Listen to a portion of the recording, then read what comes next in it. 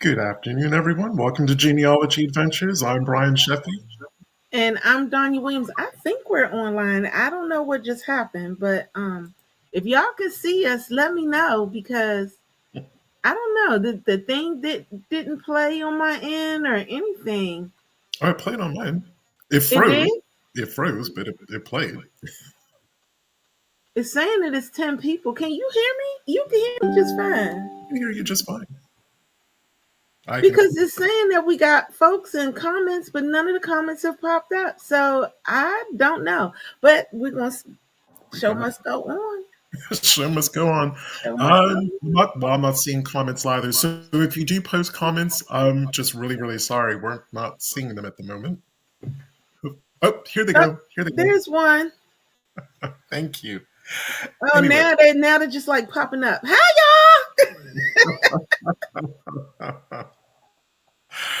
oh, you still have to love streaming technology. You do. It keeps us on our toes every single week. y'all. Yes, I it does. So thank you everyone who's spending the next hour with us, no matter how you're tuning in or where you're tuning in.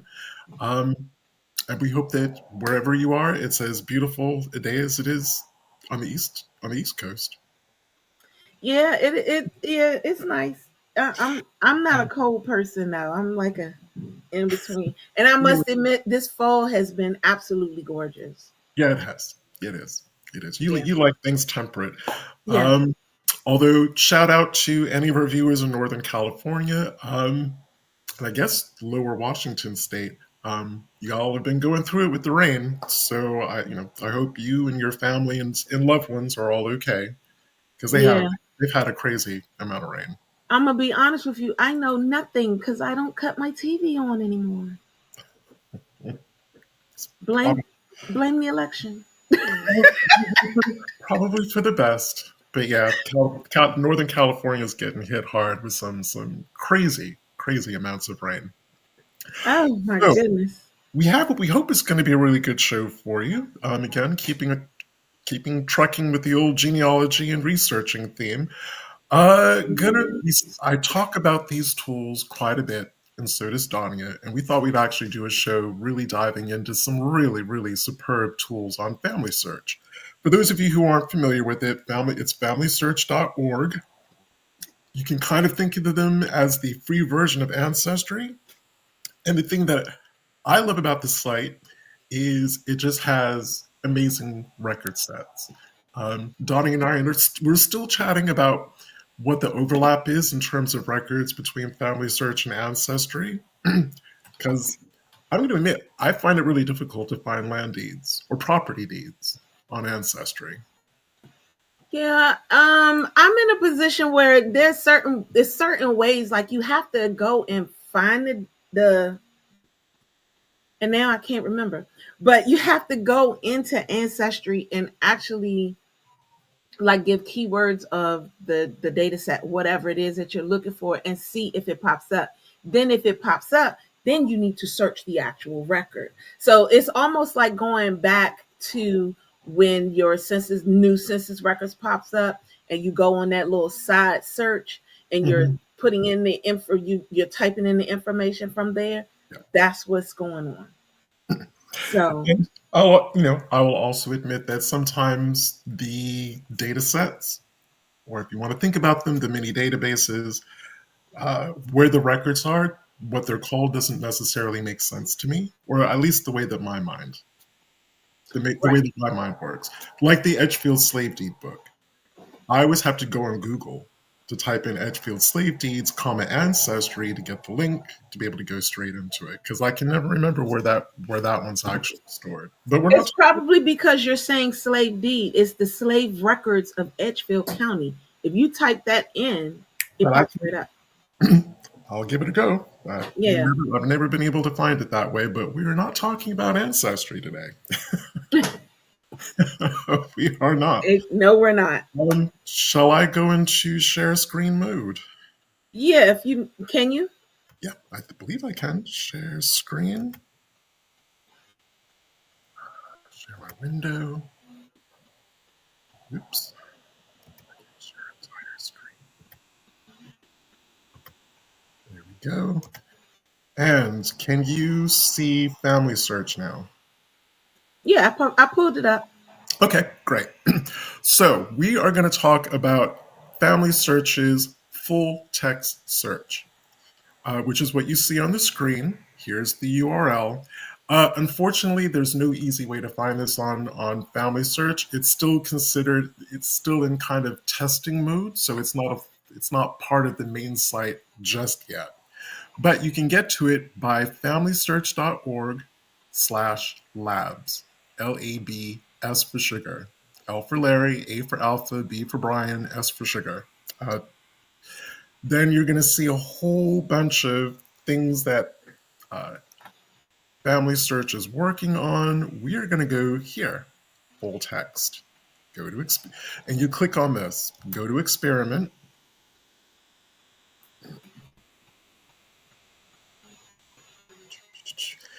And it takes you into here.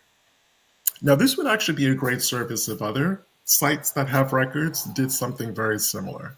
So for those of you who are familiar with FamilySearch, you'll know that sometimes we will go into like a deed book or a probate book, and there's no indices, there's no index. So you don't know whose wills or whose deeds or whose records have actually been saved in that book.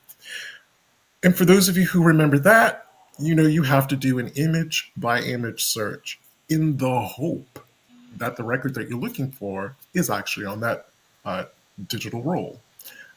Sometimes it is, sometimes it isn't. And trust me, when you're looking at a roll of film on FamilySearch that's over 1,000 images long, it takes some time to work through image by image, especially on the guarantee that you are not going to find what you're looking for. So this is one way to get around that. So basically, all of the records that are in FamilySearch have been in terms of FamilySearch, it's a name, it's been indexed, and it's in their database. And this is one way that you can actually find them. So I'm gonna review an example that Donnie and I just did while we were in the virtual green room. I'm gonna put in Enoch Peterson. I'm going to put his name in quotation marks because I only want to see records for Enoch Peterson. If you don't put quotes in like that around a person's name, FamilySearch, the search function will return every record for a man named Enoch and then records for anyone with the last name Peterson. And I'm also going to type in Edgefield, South Carolina. And it's as simple as that.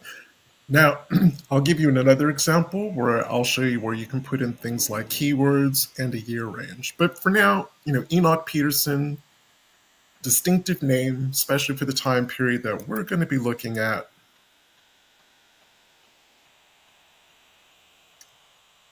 And here is a deed.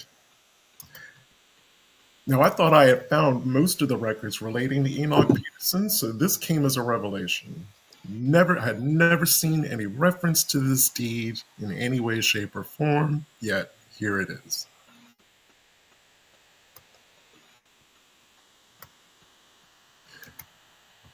So what this is saying, this is coming out of a deed book, cross-indexed to deeds, 1869 to 1906 for Edgefield County, South Carolina.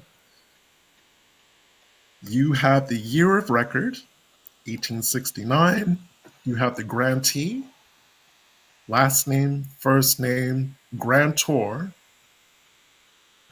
There again, first name, first initials, surname, and then it gives you the record book and the record page. So we're going to go, there's Enoch Peterson right there. There is a deed. Don't know what kind of a deed. I'm assuming it's a land deed, a property deed with a Lewis Reynolds. And it's in book T, TTT, page 596. That gives me a specific county court record book to actually look at. Or if I wanted to, I could actually email the Edgefield Courthouse or the Edgefield Records and say, listen, I'm looking for an 1869 deed between Enoch Peterson, Lewis Reynolds, and it's in this book, and it's on that page. So that makes it a much easier, much quicker lookup for people who have to do the looking up. There was a second one for him too, wasn't there? There were Oh, there was. it's 7 actually. Oh, okay. Yeah, so Enoch was busy. This was the one. But I think you should explain to everyone who Enoch actually is and why this makes such a big deal. Do you want to do that while I'm pulling this up? Well, sure. Okay, so Enoch Peterson was actually an enslaved. He was a formerly enslaved man, and who also happened to be our family member.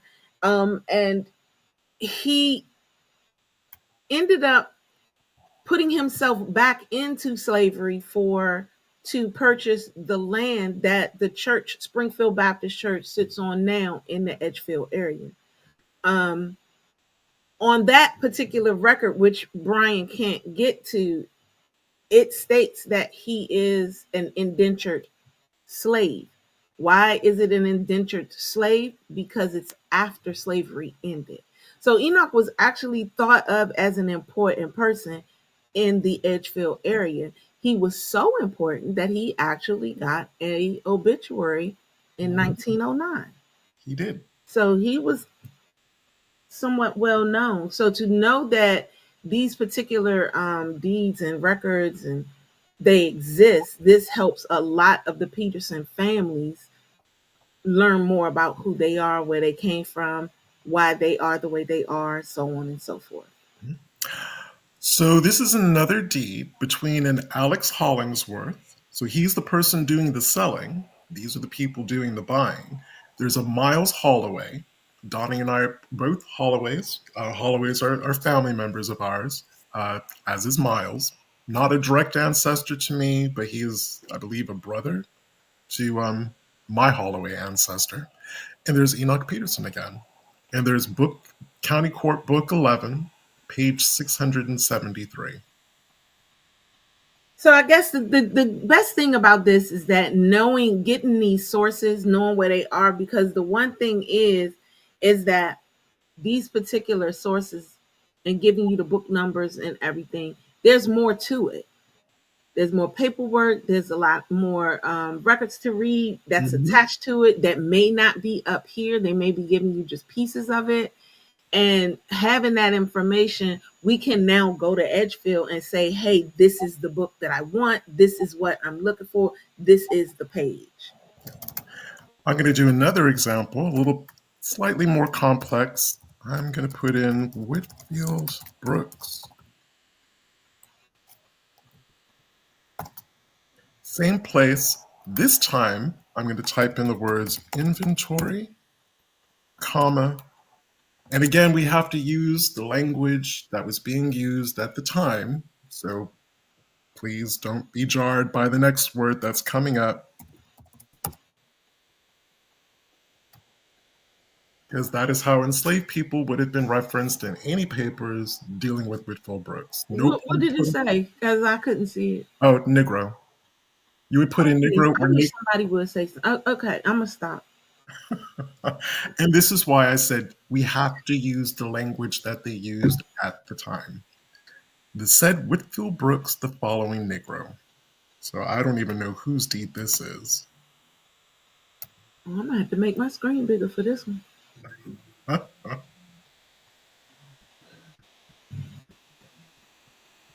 And the other thing is, and I should have said this before, we have the translation of the record on the right. And I don't know what software, because I think a lot of this, well, it's a mixture of software and people. The great team that FamilySearch brought together, because not everyone can read cursive, or some people really struggle with cursive. All of these records have been transcribed. So I just want to give a little shout out to that. Donya, you may know more about this deed than I do. I'm just trying to get to the first page of it. Oh wow, this is going on for a spell. I might need to type this in for myself. Okay. Is that the beginning right there? That's the beginning. This is image 641. Oh, it's a mortgage. Oh Lord, look at these names, Donya. Mary Mobley. I know. I saw it. I was reading it on the summarized area. Because we have benefit of the audience, we have connections to both the Brooks family and the Mobley family, I am a Brooks. the enslaving sides of the family. So this indenture made the 5th day of October in the year of our Lord 1829 between Mary It's mostly. Mosley of the one part in Whitfield Brooks, uh, com something? I don't know. Yeah, of the Honorable Court of Equity. Oh, sorry, I think it's supposed to be, well, anyway, the Honorable Court of Equity, they're the Equity Court in Edgefield County, houses in the said state of the other part, whereas the said Mary Mosley, by her bond or obligation duly executed, bearing, I love this touchscreen, bearing date with these present stands bound unto the said Whitfield Brooks, one on the sum of $3,000 with condition of payment of $1,500 with lawful interest for the same to be paid at the different periods in said condition mentioned. Now this indenture witnessed that the said Mary Mosley, in consideration of the said debt or sum of $3,000 for better security payment of $1,500 with interest, unto the said Whitfield Brooks, God, I just wish legal language could just be a lot simpler, but here we go. Or his successors, which means heirs or whatnot, or assigns, according to the condition of the said bond, and also in consideration of the further sum of 5 shillings. Wow, they're still referring to British money in 1829. Sum of 5 shillings, like money, to him, the said Mary Mosley, by the said Whitfield Brooks, before dealing and delivering of these presents. So we know it's a slave deed, because we did see the word slave, and I'm just wondering who. I see the name Quarles right there. Oh, yes. Okay. Okay. Well, Something about the estate of James Mosley. Okay. Well, there's the marriage. yeah. Okay. All tract or plantation of land containing 304 acres, more or less, adjoining lands of Thomas Rainsford, John Moore. Oh, John Moore Quarles. That's his middle name. And lands, so, okay, we got property.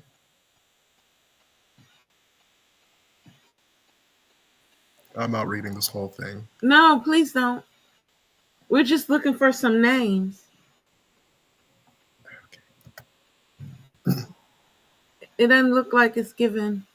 This is a really long deed. It really is. Now, it should be highlighting the word slave, or Negroes, actually. So Unless, let me ask you a question. that's why it's coming up. What? There's There's another. a Negro right there. But let me ask you a quick question. Mm-hmm. So when you see the summarized on the summarized area and it's highlighted there, can you click on that highlight and it moves it to that? No, Okay. that's a good point. I'll mention that to Tom Reed, actually. But no, it's just letting you know that the reason why it's pulled up this record is these are the words that you were searching for. So sorry, everyone. There was 2 deeds back to back. Whitfield was a busy man. Yes, he was. So this is the slave deed. Who is he? I'm trying to see who he's doing this. James. Oh, Minter. This is Charlotte Brooks's son. You know Who's Charlotte? Charlotte Minter Peterson Stroh. You know the woman that married. Oh, the woman that had a whole bunch of people, and Yeah. she had our Peterson. Yeah, She's the one. that's her kid. That's her son. That's her son in Whitfield Brooks. Makes sense. So delivering. So basically, James Minter is selling enslaved people to Whitfield Brooks, and It makes sense. these are the enslaved people that he's selling. It makes sense. It makes complete. Now, who are the people? Sam and his wife Mariah, and their four children, Mary, Fanny, Sarah, and Betsy. Also a Negro woman, Violet, and a fellow named Joshua. Oh, Joshua Peter. Do you think that could be Joshua Peterson? It's not Violet and Joshua Peterson.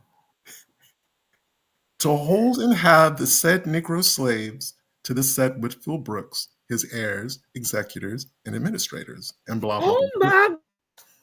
Well, we know who Joshua is. That's Joshua Peterson. We know who it might be his mama. That's Mhm. Peter Peterson's wife. Yep. Oh my God. Sorry, y'all. We just had, because I've never seen this deed before. Have you seen this one Oh before, Donya? no.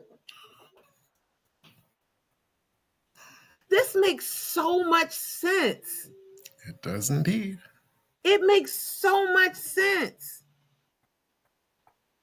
Now, in terms of Sam, Mariah, and then their kids, Mary, Fanny, Sarah, and Betsy, no idea who that family group is. But that is a See, you whole. can make me pull out my book. But that is a You know, whole this is my entire. Bible. That's an entire family group that has just been listed in this sales deed. Yeah, and see, the thing is, Whitfield was the kind of person that would definitely keep his family groups together Yes.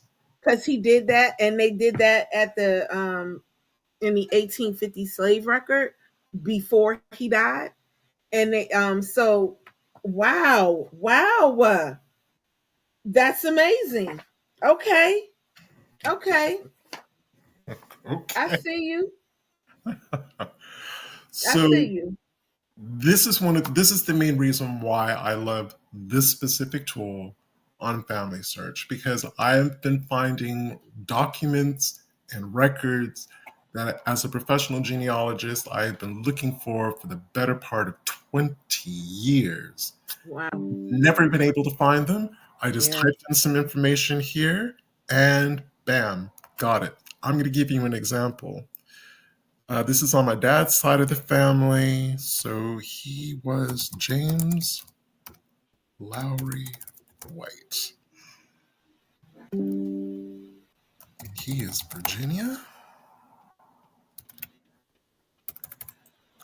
I had been looking for this man's inventory. I can't even tell you for how long. James, I think it's James L. White. Let's just do that.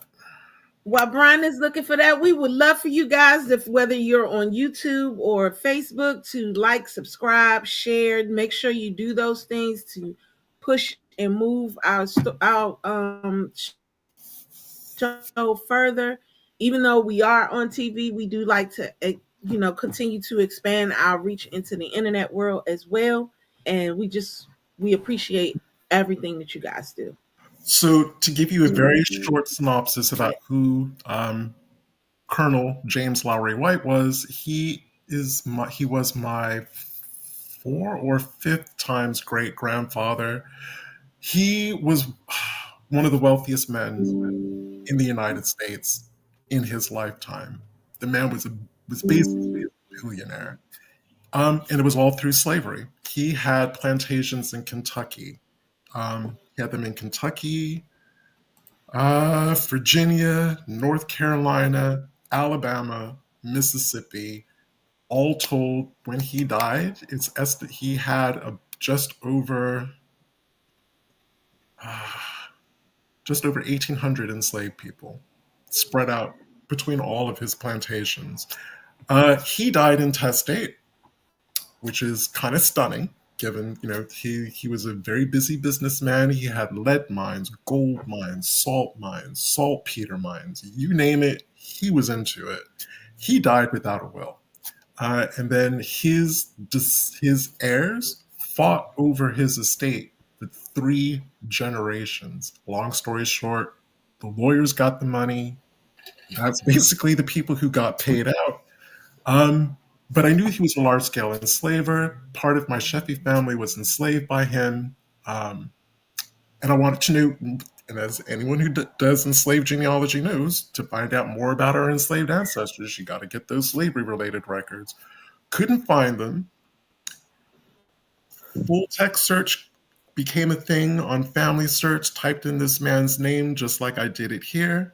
Here we go. Washington County. This is all him, by the way. Washington County, Virginia. There's a couple of estate inventories in there. There's another one. Then there's all the court papers.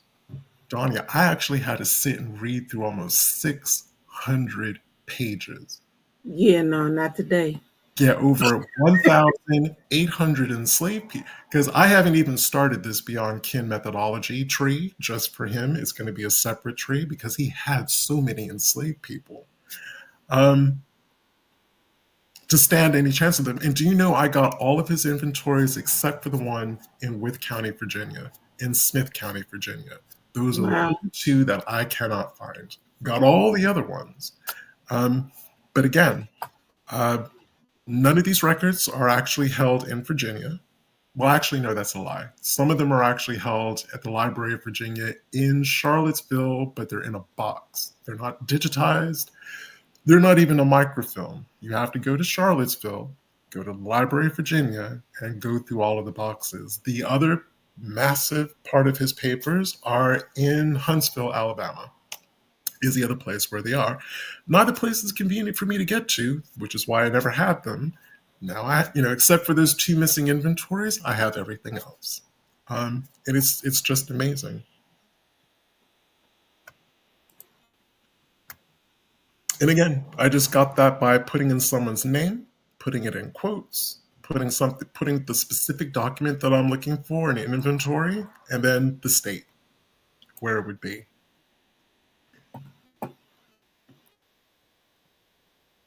So we want you guys to definitely ask questions because this is a show and tell type show.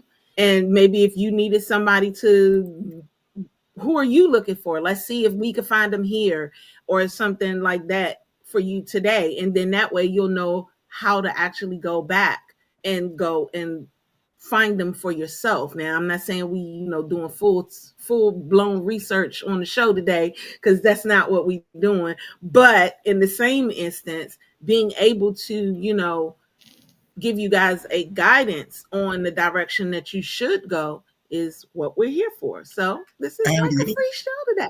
It is.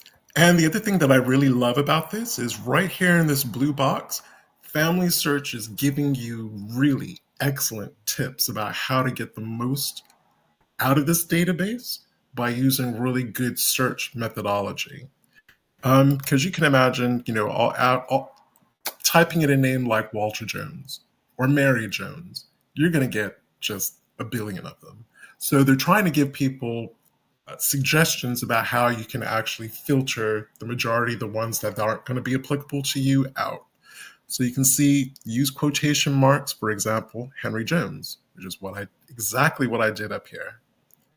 So you're not looking for anyone with the name Henry and anyone with the name Jones. You are looking for Henry Jones and only men named Henry Jones.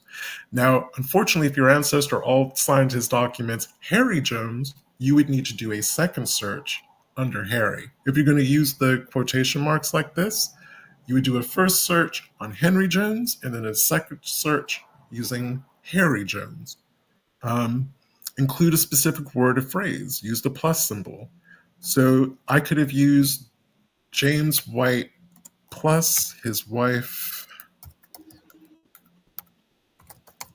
Eleanor.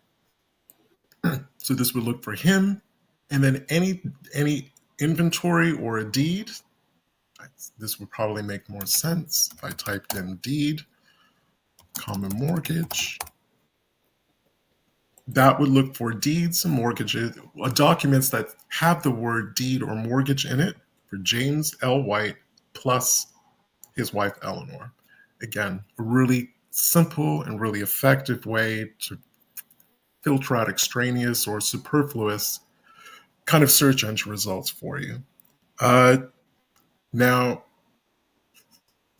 this is also a really in my ancestry, I have the most unfortunate surname ever, and the surname is Christian, and I'm just going to show you why that's a bit of a problem.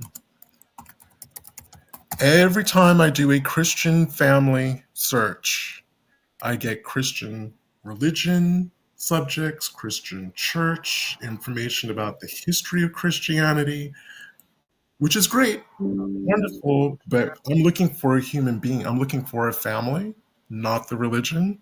So I would need to type in things like minus religion, minus church, minus faith.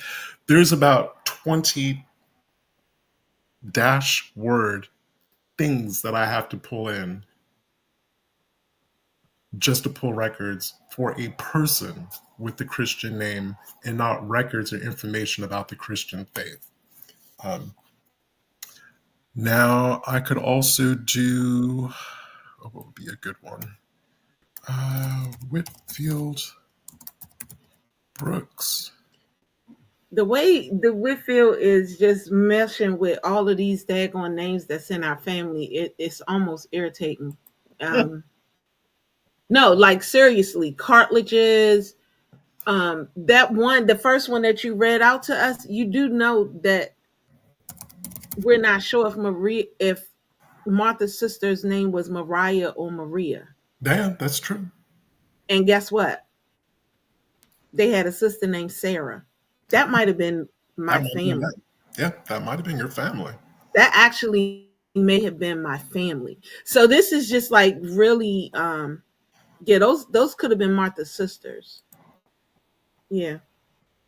It's This is another crazy. way that you can use a filter. Whitfield Brooks, Edgefield, South Carolina, minus Abbeville, minus Newberry. Um, so you're specifically just looking at records for him in Edgefield, nowhere else. So This let's do one for the audience, Brian. Let's look. Mhm. The first one is, would you be able to look for Tobias Luke of Darlington, South Carolina? This is Joyce Haney. Okay, I will get rid of.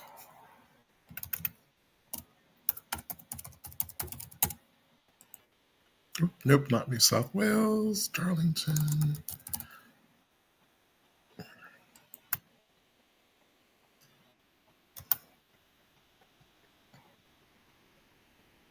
Tobias Luke, Luke. Let me go I back. spell, Luke. Yeah, Tobias. Tobias. yeah, Luke. There it is, right there. Can you see it? And let's he's in Darlington, South Carolina. let's just try South Carolina. Oops. Yeah, because it depends on when you're looking for him, Joyce. Darlington you might can't find him because, and that's the other thing that people have to remember. Always know when your county was formed because it may not have been Darlington at the time that you're looking for them. So And know when your counties are formed. oh, wait a minute. No, that's a bit late. I was going to say this could be the perfect case in point, but oh well, this is the estate and effects of Tobias, but this isn't. It was filed in Marlborough, but let's see if there's more information in the record itself.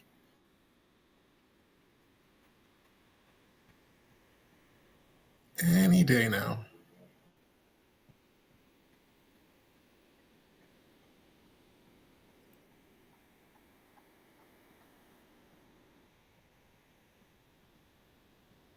Yep, that's Marlborough District. Oh, wait a minute. No, this can't be.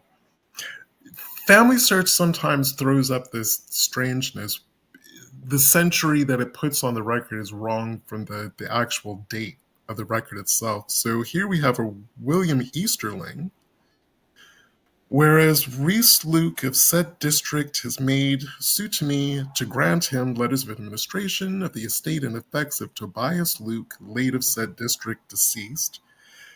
Uh, this is all I Marlborough. think another question that is missing for this is that we don't know when Tobias was born. She didn't give us a born date. No, So we don't know if, we have to have that information. Yeah, but this is 1820. Whatever this deed is 1826. Now let's see. Family search. Org. Now, Family Search also has this wonderful thing called Wiki, which is familysearch.org/wiki, which hopefully eventually. Okay. He was born in 1820, just to let you know. Her Thank ancestor. you, Joyce. Oh, her ancestor. Yes, 1820. That was probably. 1820. So Joyce was that him? That was my next question. Was that probably him? Possibly him. She said 1820, 1830. But my question is, was it possibly him now? Did those names sound familiar? And Sharon definitely put out there that Marlborough is the next county to Darlington, which is true, along with Lee County being on the opposite side. So here we go. Darlington County, South Carolina. This is Family Search Wiki.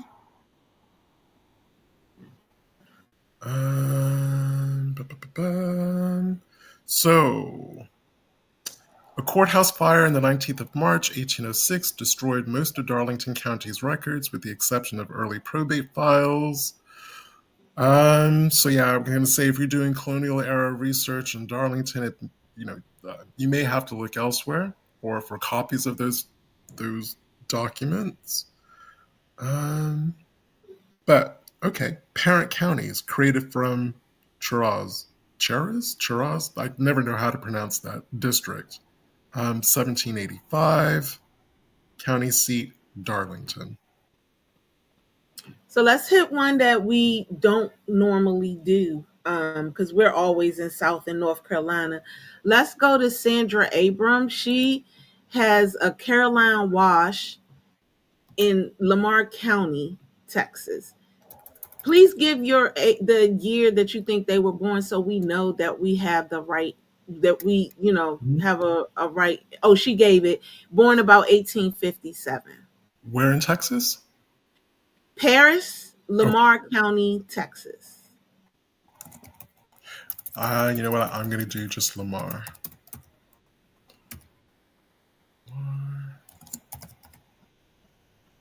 Go. And what you said about 1855? 57 is what she said. Okay, 1855. Let's do 19.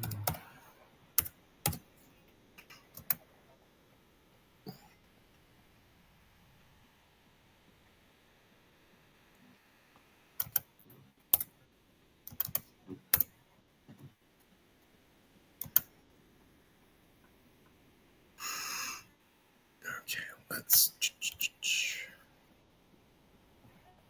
No. Just plain old Texas, please. I don't need anything else. There we go.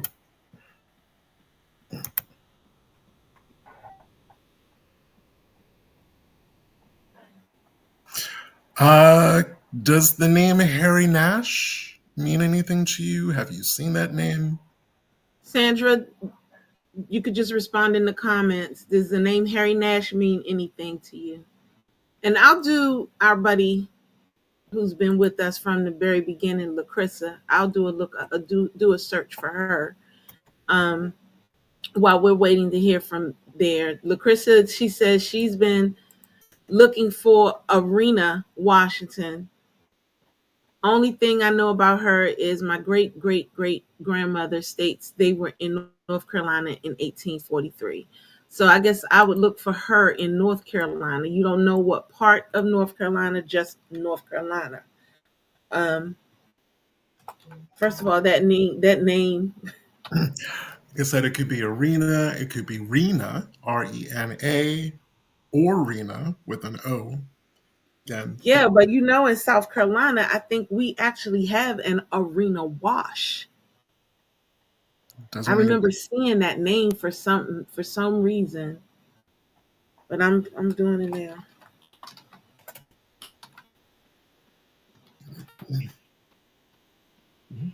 And I would also encourage people, I mean, I know that they're paying attention and listening to what we're saying, but if they have a tablet or a laptop, just pop it on your lap.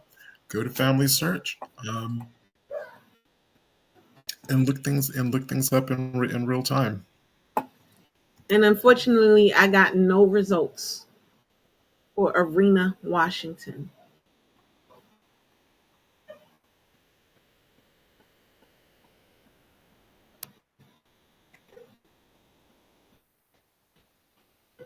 So that I'm going to say, because I just noticed the time. So that's a really good broad overview for full text search. On FamilySearch, the other thing that I wanted to go over was catalog. So again, you've logged into FamilySearch. Actually, I'll be good. I'll pretend that I just did. Take you back to the main screen.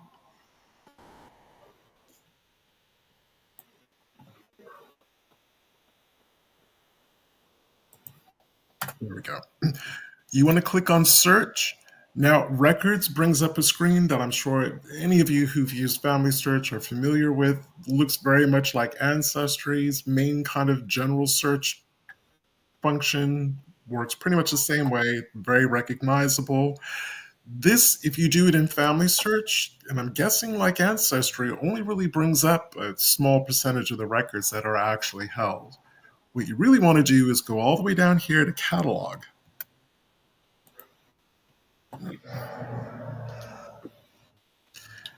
And I'm going to show you a couple of different examples. So I'm going to do Middlesex, Virginia.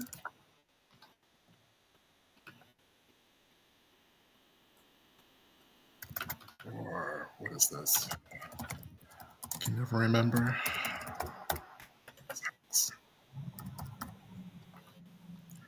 Or Northampton. Okay.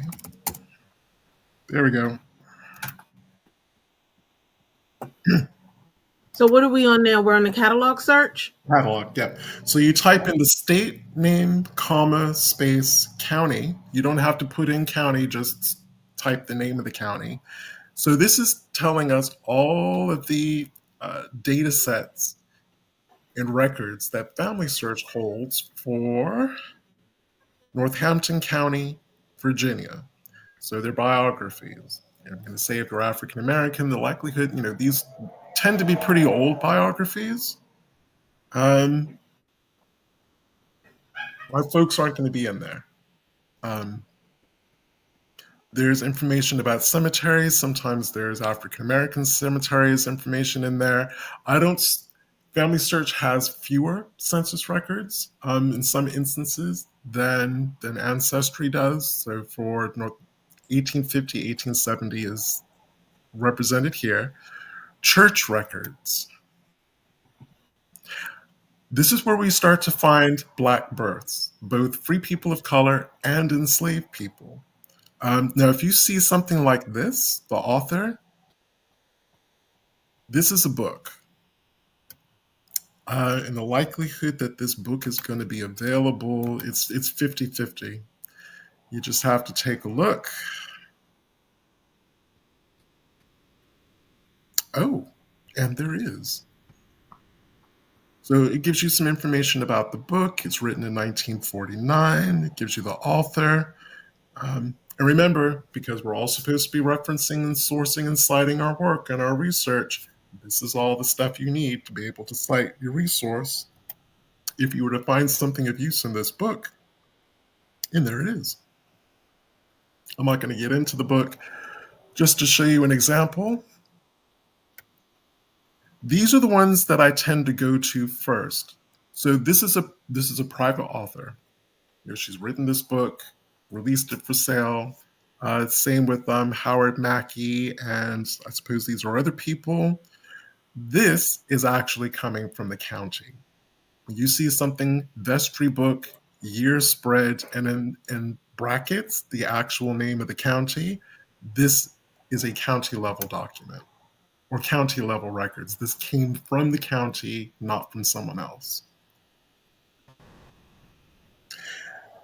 And when you see this, normally you'll see two symbols on Family Search on a reel like this. You'll see a little spyglass or magnifying glass, which shows that you can actually click on the spyglass and then type in a person's name and information about them and go straight to that record. Unfortunately, it's just the camera, which will actually take you to the roll. There's 76 images on this roll. This is the vestry book. And does this have an index? No, it doesn't. So you would literally, this is what I mean. This is why full text search is so awesome. Because there is full text search, you now no longer have to go through image by image by image. That little icon there, that little square with the little squares in it, takes you back to this kind of film roll. Maybe that wasn't the first image. While Brian is looking for that first image, I wanted to make sure that Gwen saw that I did do a look for hers, and I got quite a bit of stuff, and I put the link that I got in the comments. So hopefully it helps. Hopefully this may be your person. But I did want you to know that I did that. And thank you. So yeah, this, back in the old days, this would be a roll, a film roll on Family Search where you would have needed to have started on the first image and work your way through in the hopes that you were going to find a record or some information about your family. Full text search, now we don't have to do that anymore.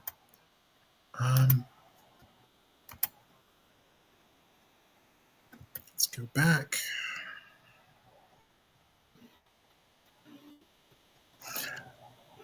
And of course, the big one. These are the inventories and all those kind of probate records that we need to research our enslaved ancestors. So here we go. Will, estate accounts, and inventories. So again, other documents you would find in this, especially with the estate accounts, if any of your family had been hired out to another family by a deceased person's estate administrator. But again, this is how I know it's coming straight from Northampton County, Virginia courthouse. This is their book. This is another way that you can guarantee as well. This is another way of saying the same thing. Instead of writing it in print and brackets, this is now in parentheses. This is coming straight from Northampton County, Virginia, as is this one.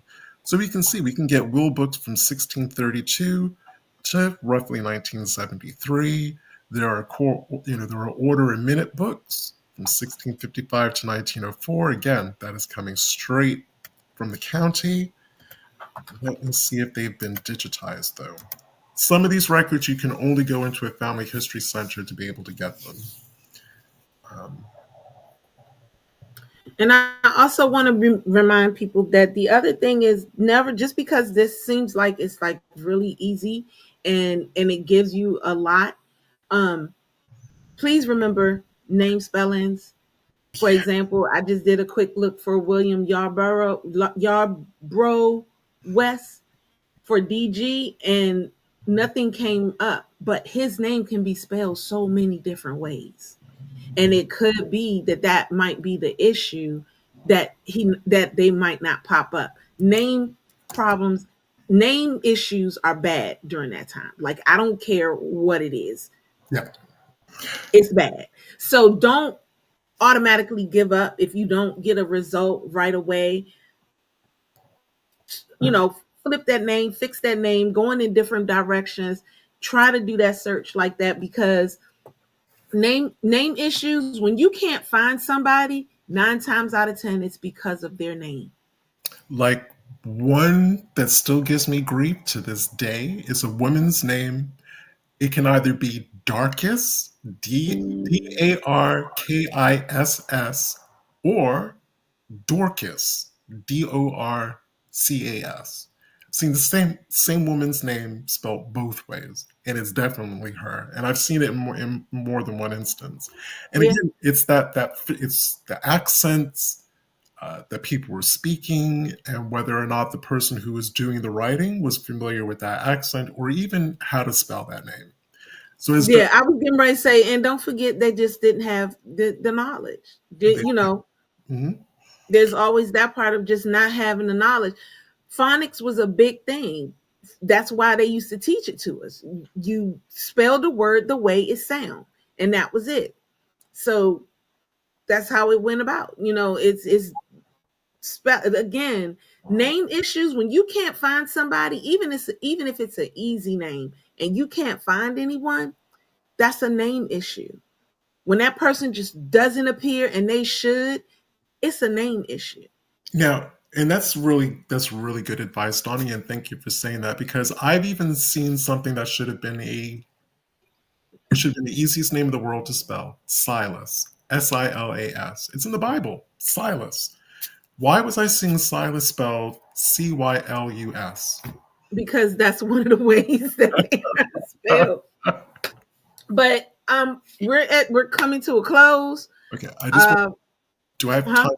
Do I have time just for a quick one? I just wanted to show them Puerto Rico, Okay. just to even take it out of the territory of the United States and take it to one of the territories, and you can see there are a lot of records for Puerto Rico. Now, bear in mind, most of this is going to be in Spanish, so you have to know Spanish. Again, a lot of these are going to be in foreign language. Um, you even have indigenous peoples information. So it's just amazing. And I'm telling you, you wouldn't get 95% of this information or these records if you just did that generic family search lookup. That's right. That's it. That's true. That was my last final kind of important message. Well, that's good. Well, I'm yeah, we did try DG, and I just want you to go back though. I want you to definitely switch that name because I guarantee you at some point you found him as Yarboroughh. I'm certain of that. And then he may be Bill or he may be Will. You got a lot that would be going on with his name. But I just want to thank everybody for joining us today. This was definitely gave a webinar feel, a teaching feel type show today. And I hope you guys enjoyed it. And I hope we gave you some type of guidance. So, with that being said, next week we will not be on the show. It is Thanksgiving weekend and I'm trying to figure out my life. So, Oh, which reminds me as well, have a wonderful holiday, whether you celebrate Thanksgiving or not. Um, Hopefully you're not working. Just enjoy it. This is the time when we need to enjoy our family. yes. Yes, definitely. So with that being said, happy holidays to all of you from us and the Genealogy Adventures team, which includes Sharon and Loretta. We love you guys for just hanging in with us for these 8 years, y'all. This is 8 years. It's season 8. How about that? So I'm Donya. I'm Brian, and we will see you the week after next week.